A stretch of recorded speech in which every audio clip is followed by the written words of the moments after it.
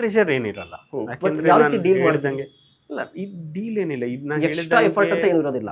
ಅಲ್ಲ, ಈಗ ನಮಗೆ ಎನಿ ಕೇಸ್ ನಾವು ಪ್ರೊಫೆಷನಲ್ ಆಗಿ ನಾವು ನೋಡ್ತಾ ಇರುವಂತ ಆರೋಪಿ ಯಾರು ಬ್ಯಾಕ್ಗ್ರೌಂಡ್ಗಿಂತ ನಮ್ಗೆ ಆಕ್ಚುಲಿ ಆ ಕ್ರೈಮ್ ಏನು ಅನ್ನೋದು ನಮ್ಗೆ ಇಂಪಾರ್ಟೆಂಟ್. ಸೊ ನೀವು ಹೇಳ್ದಂಗೆ ಪೊಲಿಟಿಷಿಯನ್, ಬಟ್ ಹಿಂದೆ ಐ ಥಿಂಕ್ ಲೋಕಾಯುಕ್ತದಲ್ಲಿ ತುಂಬಾ ಪೊಲಿಟಿಷಿಯನ್ಸ್, ನಾಟ್ ಓನ್ಲಿ ಪೊಲಿಟಿಷಿಯನ್ಸ್, ಬಹಳಷ್ಟು ಜನರ ಮೇಲೆ ಕೇಸಸ್ ದಾಖಲೆ ಮಾಡಿದಂಥದ್ದು, ಮತ್ತೆ ತುಂಬಾ ಕೇಸಸ್ ದಾಖಲೆ ಆಗಿದೆ. ಸೊ ನನ್ನನ್ನು ಕೇಳಿದ್ರೆ ಆ ರೀತಿ ಏನು ಇದಿಲ್ಲ, ದೇರ್ ಇಸ್ ನೋ ಡಿಫ್ರೆನ್ಸ್ ಇಲ್ಲ.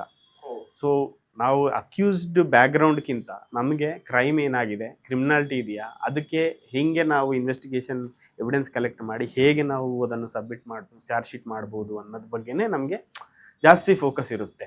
ಸೊ ನಿಮಗೆ ಪ್ರೆಷರ್ ಆ ಥರ ಏನಿದೆ. ಈಗ ನಾವು ಭ್ರಷ್ಟಾಚಾರದ ಬಗ್ಗೆನೇ ಮಾತನಾಡ್ತಾ ಇದ್ವಿ. ಭ್ರಷ್ಟಾಚಾರದ ಬಗ್ಗೆ ಮೇ ಬಿ ನಾನು ಸಣ್ಣ ವಯಸ್ಸಿಂದ ಕೂಡ ಓದ್ಕೊಂಡು ಬಂದಿದ್ದೀನಿ, ನೀವು ಕೂಡ ಅದನ್ನೇ ಮಾಡಿರ್ತೀರಿ, ಅಂದರೆ ಮುಂದೆ ಕೂಡ ಅದ್ರ ಬಗ್ಗೆನೇ ಮಾತನಾಡ್ತಾ ಇರ್ತೀವಿ.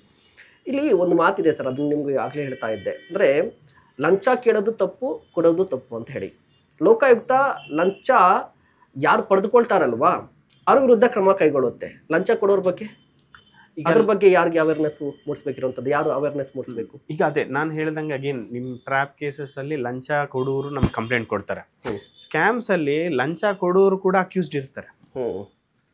ಸೊ ಅಂದ್ರೆ ಒಂದು ಸ್ಕ್ಯಾಮ್ ಇದೆ, ಒಂದು ಕಂಪನಿ ಫ್ರಾಡ್ಯುಲೆಂಟ್ ಆಗಿ ಏನೋ ಒಂದು